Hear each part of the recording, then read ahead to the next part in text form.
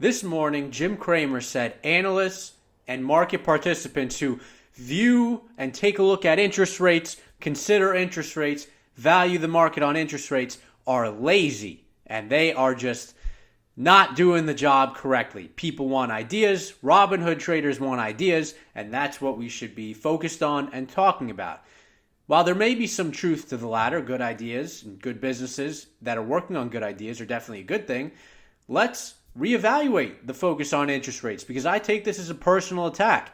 I view this as a very important component of this market, and I actually view it as the very most important driving force of the current market we're in right now. And the times when it doesn't matter and hasn't mattered historically have always led to massive corrections, particularly in earnings multiples. And I do think we're still yet in for one of those, and the lows we experienced weren't quite enough. And I expect earnings to continue their trend of being negative year on year and continuing to go down as recent projections have slowly started to anticipate. But first of all, let's focus on this interest rate question. If he wants to make interest rates just some small force, just some single factor, a single factor like anything else, like any piece of earnings, just a single factor, just something that he can just completely push to the side and discredit, well, then he has to discredit the previous market top, the all-time high market top. When did that coincide? That coincided with the notion that the Fed was going to increase interest rates. He also has to disregard the bottom for the S&P 500, which, yet again, guess what?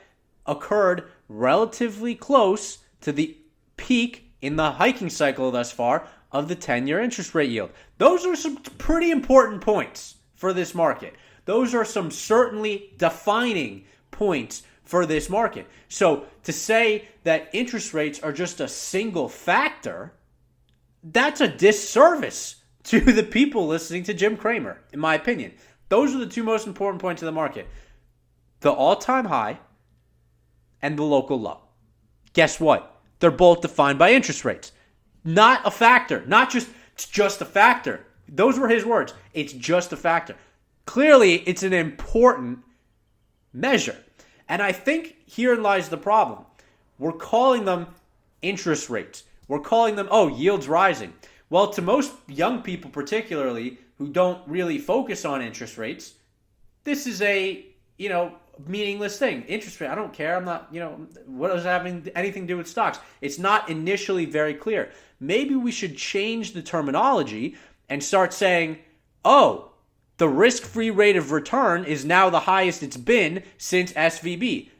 Another important point for this market. When SVB failed, interest rates fell dramatically. And that kicked off a very strong and very narrow tech rally for the market. Why? Because interest rates fell and everyone thought the Fed was done. That is the bulk of this year's return. That is the bulk of this year's gains. Is the notion that once SVB failed, the Fed was done. They aren't done. Like I said before, interest rates only don't matter when there's a misallocation of assets, of asset pricing, aka bubbles. You're so confident that's not the case right now? It was just the best first half for the NASDAQ in 40 years, the best half for QQQ ever, or some crazy statistics. You're so confident that it's not a bubble, it's not a strong rally, it's not overpriced. I think the market is overpriced. I think even at the lows, it was somewhat of a concern.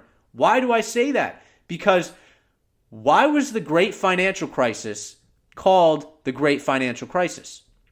The Great Financial Crisis was called that because it was a financial bubble in speculative debt and a market boom, even though, the S&P 500 was only at the previous all-time high, roughly, of the dot-com bubble.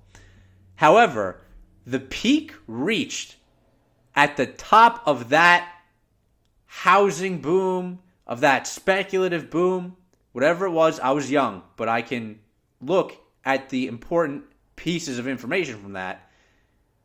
the multiple, the forward multiple, okay, of the S&P 500 at that time was 15.1. The forward multiple of the October lows, and let's not forget, people thought, the October lows earnings were very negative. They did end up being positive. So, I guess the multiple's higher now, by the way. But at that time, it was 15.2. Now it's 19.1. It's very rarely at this level, the forward multiple.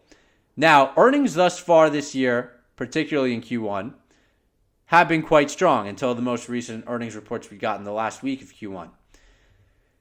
However, it remains to be seen whether Q2 is going to be as strong as Q1 and whether the forward estimates, which expect a reacceleration in earnings in the second half of this year, not a continued decline.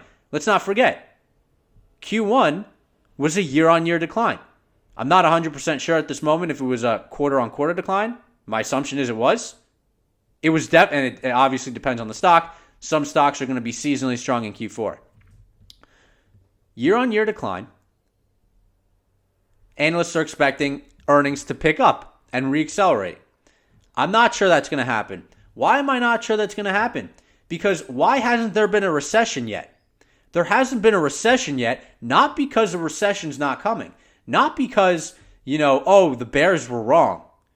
There hasn't been a recession yet because interest rates just got into restrictive territory. There's an actual reason why there hasn't been a recession yet and why there can still be a recession in the future.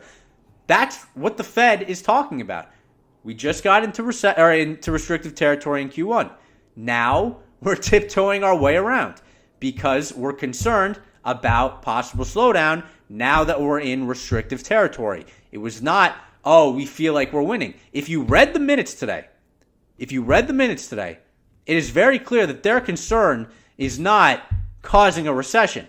If anything, they are downplaying the risk of a recession very aggressively, even though they are still acknowledging the possibility of it through their Fed staff. They are, and they say this very plainly, very clearly, it is the concluding sentence of the first 3 paragraphs of the Fed minutes. They are singularly focused right now on inflation. That is the thing that is out of balance and out of whack. They're going to keep hiking. The market thought they were done.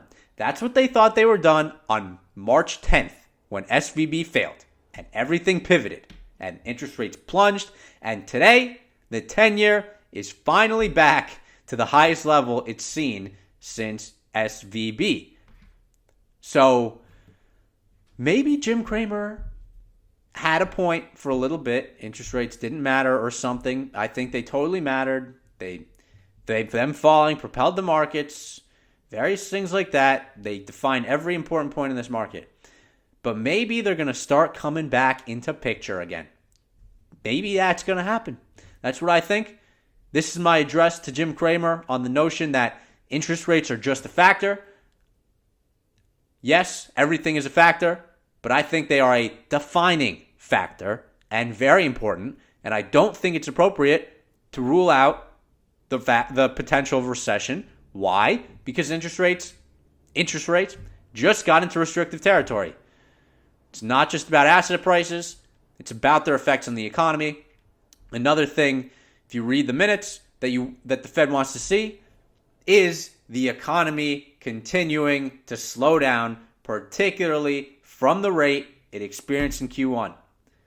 And they say they saw a slowdown relative to Q1, not negative yet, at least in their initial projections, but a slowdown from the stronger Q1 was the language in Q2. So let's see what Q3 brings. I'm not saying the recession is going to occur here, but with Q1 having positive GDP growth and being a strong quarter, 2% GDP, and earnings still being negative year on year, I think we got some more things to think about. I don't think it's stonks that only go up, okay? That's all I'm trying to say. And interest rates are more than just a factor. They are a defining factor. So, not interest rates, the risk-free rate of return. That's what we're calling it from now on. I'm going to try and do that. So, that's today's video. And until next time, peace out.